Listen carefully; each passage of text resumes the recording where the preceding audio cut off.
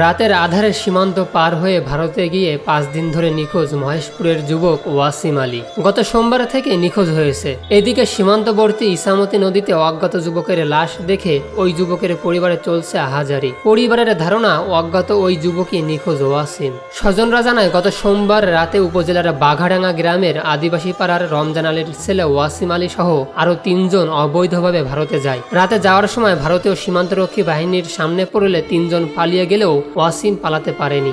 এরপর থেকেই সে নিখোঁজ রয়েছে। শুক্রবার দুপুরে মহেশপুরের পলিয়ানপুর সীমান্তের ইসামতি নদীতে ভারত অংশে অজ্ঞাত এক যুবকের লাশ ভেসে থাকতে দেখা যায়। পরে ভারতীয় সীমান্তরক্ষী বাহিনী ও পুলিশ ওই মরদেহ উদ্ধার করে নিয়ে যায়।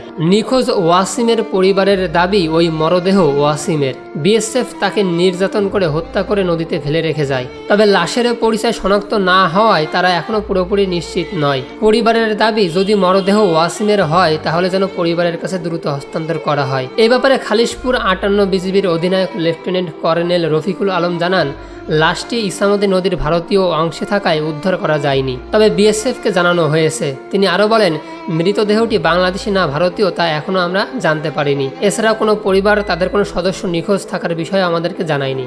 ডেস্ক রিপোর্ট, দৈনিক রানার।